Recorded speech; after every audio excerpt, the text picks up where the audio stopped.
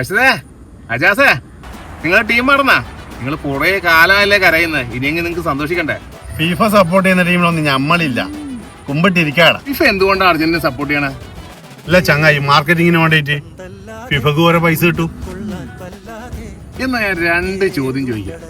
ചോദ്യം നമ്പർ 1, ലോകത്ത് ഫാൻ ബേസിൽ ഏറ്റവും കൂടുതൽ ഫാൻ ബേസ് ഉള്ളത് ബ്രസീലിന്. ഏറ്റവും ഫാൻ ബേസ് ഉള്ള കളിക്കാരൻ ക്രിസ്ത്യാനോ റൊണാൾഡോ. ഇതിനേക്കാൾ താഴെയല്ലേ അർജന്റീനയും മെസ്സിയും? ഇതിന്റെ ഉത്തരം ഞാൻ ഉള്ളെന്ന് പറഞ്ഞു. എന്റെ ഒരു ചോദ്യം, അതിലൊന്നും ആർക്കും സംശയമില്ല. സംശയമില്ലല്ലോ. ഇല്ല. പോർച്ചുഗലിന്റെ അവസാന മത്സരം കൊളംബിയായിട്ടായിരുന്നു. അത് സമനിലയിലായത്. ആ മത്സരം ഫിഫ വിജയിപ്പിച്ചിരുന്നെങ്കിൽ പോർച്ചുഗൽ നേരിടേണ്ടി വരുന്നത് ഘാന, സ്വിറ്റ്സർലൻഡ് എങ്ങനെ ചെറിയ ടീമുകളായിരുന്നു.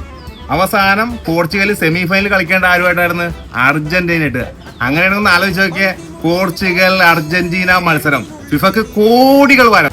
ഒന്ന് ആലോചിച്ച് നോക്കിയേ, ക്രിസ്ത്യാനോ റൊണാൾഡോയും മെസ്സിയും നേർക്കുനേർ വന്നുള്ള അവസ്ഥ ഒന്ന് ആലോചിച്ച് നോക്കിയേ. ഫിഫ അത് വേണ്ടെന്ന് നോക്കുമോ? റൊണാൾഡോക്ക് അവന്റെ ടീമിലെ സപ്പോർട്ട് വളരെ കുറവാണ്. അത് ഫിഫക്ക് നല്ലോണം അറിയാം. അതുകൊണ്ടാണ് ഫിഫ അർജന്റീനക്ക് സപ്പോർട്ട് ചെയ്യുന്നത്. പക്ഷെ അത് മനസ്സിലാക്കി. എന്നാ 2ാമത്തെ ചോദ്യം ചോദിക്കട്ടെ. ബ്രസീല് നോർവേ മത്സരം. ബ്രസീൽ നോർവേ മത്സരത്തിൽ എന്തുകൊണ്ട് നോർവേ വിജയിച്ച്? ബ്രസീലിനെ വിജയിപ്പിച്ചിരുന്നെങ്കിലാ ഇംഗ്ലണ്ട് ബ്രസീൽ ക്ലാസിക് പോരാട്ടം കാണാമായിരുന്നു.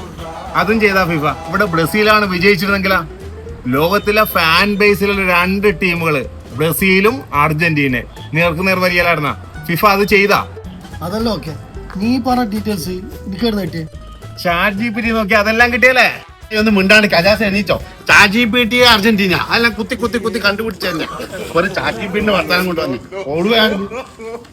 മുജീബേ, ഈ ഫാൻസിന്റെ ഒരു അവസ്ഥ ChatGPT അർജന്റീന ആക്കി. എന്താ അവസ്ഥ അല്ലേ?